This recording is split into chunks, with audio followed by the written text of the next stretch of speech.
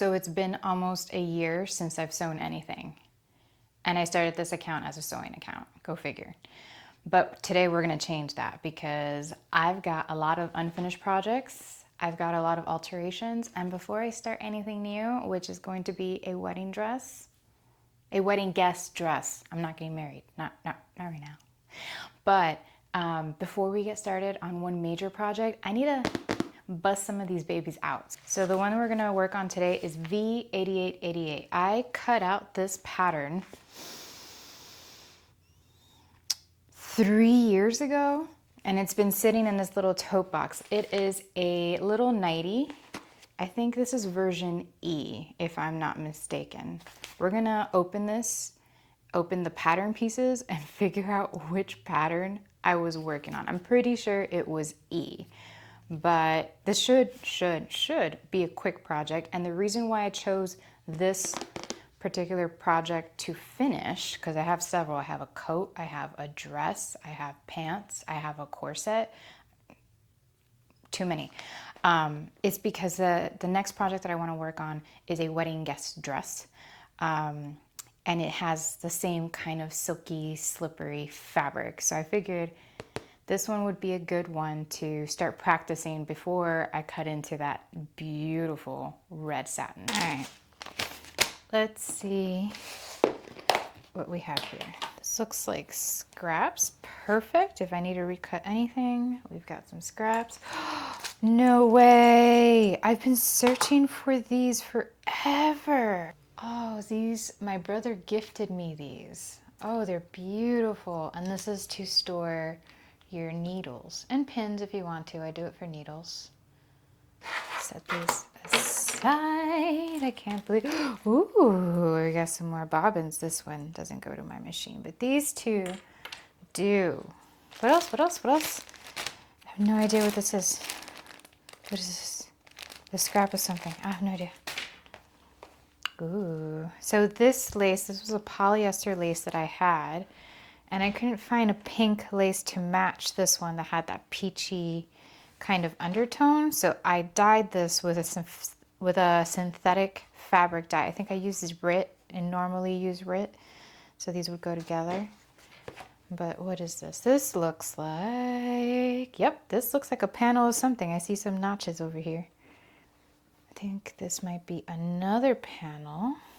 Yep. Oh, I was looking for this lace trim. What am I going to use it for? I have no idea. No idea, but nice to know that this was hiding here this whole time. Okay. I believe this, yep, this is the front yoke, which is going to be cut out of this fabric. And I got this little piece over here. This got to be like a fabric strap. Instruction manual, very important. Perfect. All right, so let's put all these miscellaneous items away. Actually, I should probably safety first. It took me quite a while to decipher what pieces had already been cut and what pieces were missing. And this is because the ties that are featured in the pattern envelope and are mentioned in the garment description were missing from the cut list and are not mentioned anywhere in the instructions. Later on, I will realize that the adjustment piece from the straps is also excluded from the pattern instructions and are not written anywhere in the notions on the pattern list to purchase as well. So those are two pieces that were excluded from this project. Okay, cool. So all I'm missing, both the bodice front and the front are cut out of the contrast, which will come out of here. So I'm missing a pattern piece to cut, number 21. That's where the puzzle piece. Okay. I got it. Friends, this is why double checking your cut list is so important. In the middle of sewing, you don't want to suddenly realize you're missing a pattern piece and reopen all the patterns again just to look for that one little piece that's missing. No, this one. Okay. I personally like to trace my patterns for a few reasons. One, I don't risk losing pattern pieces. Keeping the originals has rescued my projects over the years. Number two, I think of my patterns as collectibles, more so with vintage patterns, but some of the modern ones will eventually go out of print, and I want to keep a level of preservation in the event that I want to resell them, trade them, or share them with others. And lastly, if it turns out to be a pattern that I thoroughly enjoy, I would like to know that I have all sizes available to me for when my body inevitably changes over the years. So this pattern is pretty straightforward. There are no zippers, there are no buttons, there are no ties. It's just one of those garments you just slip on. So it's put the pieces together, 18 steps. It only takes up half a page.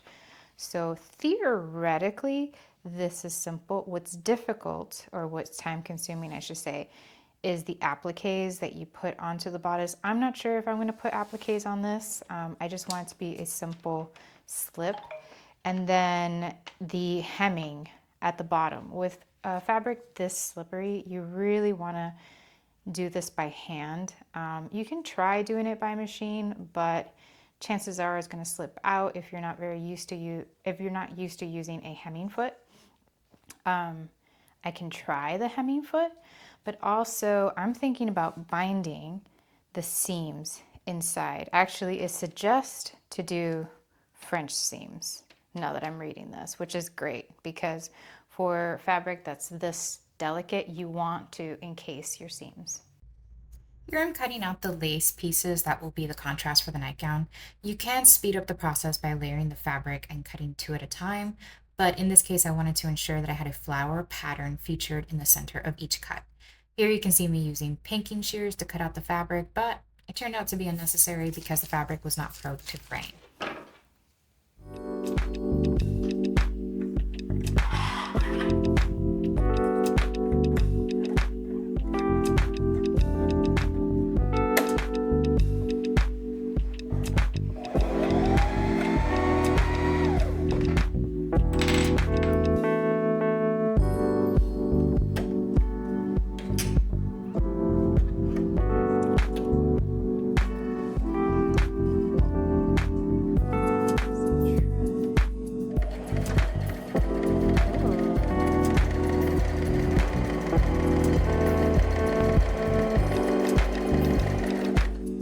This is beautiful.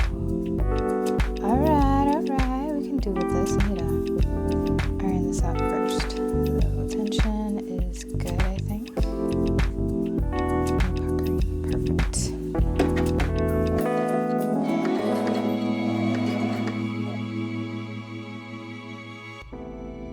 To create French seams for a 5/8 seam allowance, you want to start sewing wrong sides together with a 3/8 inch seam allowance folded over to encase the seams, press, and then sew the right sides together with a 1/4 inch seam allowance. The math is a little daunting, but as long as you write it down, you just follow the steps, you're good to go.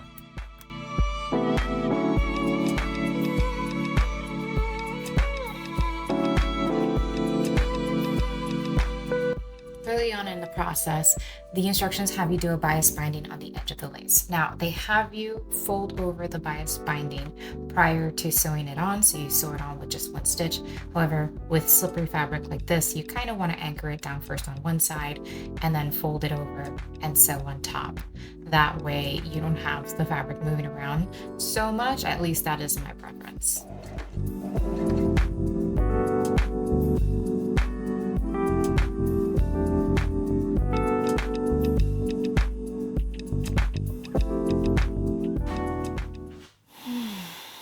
Good morning.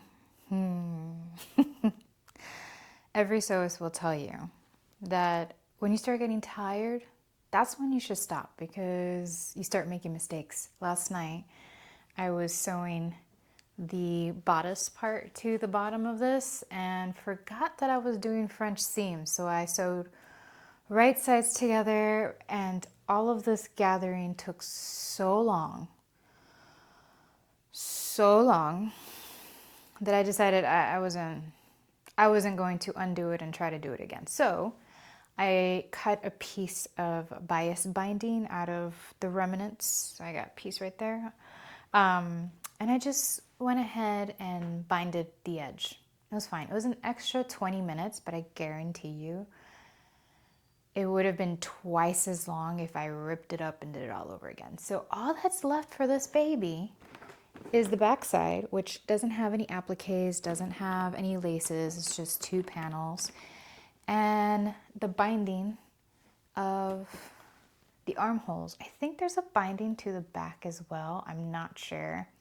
And then obviously hemming afterwards, which I'm probably gonna do post video because that is gonna be me sitting on a couch for minimum 2 hours while I'm watching a movie. And I don't mind. I don't mind. I was going to try using a hemming foot, but this is very, very slinky. It's very slippery, it's very thin, and it's on a bias, and it has a stretch. Like, no. This has to be done by hand, unfortunately. It'll be great. It'll be great. Honestly, this is a great practice run because the sewing machine that I'm using is new to me. I mean, it's new. It's not used at all. It's a new sewing machine, and the speed at which the needle moves up and down and the fabric gets fed into the machine is faster than what I'm accustomed to and more aggressive. Honestly, I should have used the previous sewing machine that I had, but I wanted to test this one out. I wanted to practice on it, and I wanted to see how it's sewed so that I can decide whether or not I want to use it for my next project, which my next project, like I mentioned, is a wedding guest dress. The fabric is not as slippery as this, but it is silky fabric and it's slippery fabric. So we'll go back to my other sewing machine, my OG, that has a slower speed setting for any of like these finicky little details.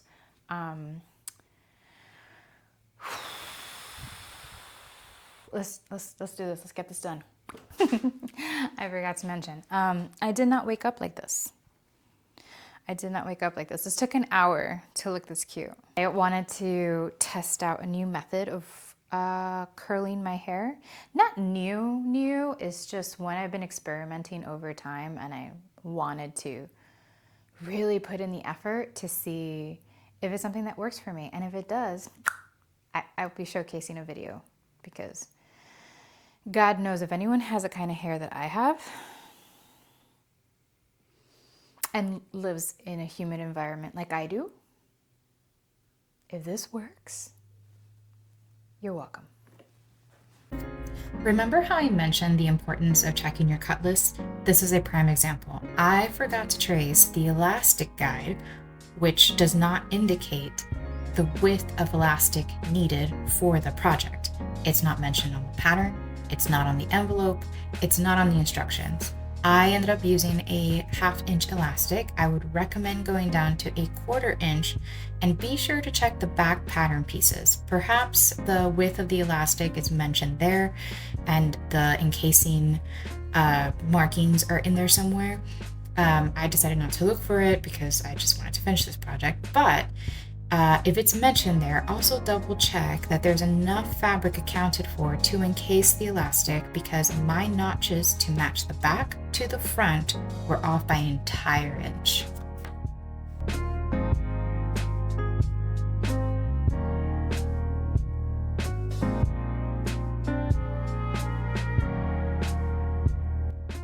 Here I attempted to go ahead and follow the instructions of cutting the bias tape, folding it over, and then encasing the edge and trying to stitch the whole thing in one go to see if in fact was faster. Was it faster? Yes. Was it more accurate? Oh no. You'll see that I have pieces in the back side that the needle didn't catch. I'm constantly checking to make sure that the thread is going through the top part of the bias binding and the bottom part as well.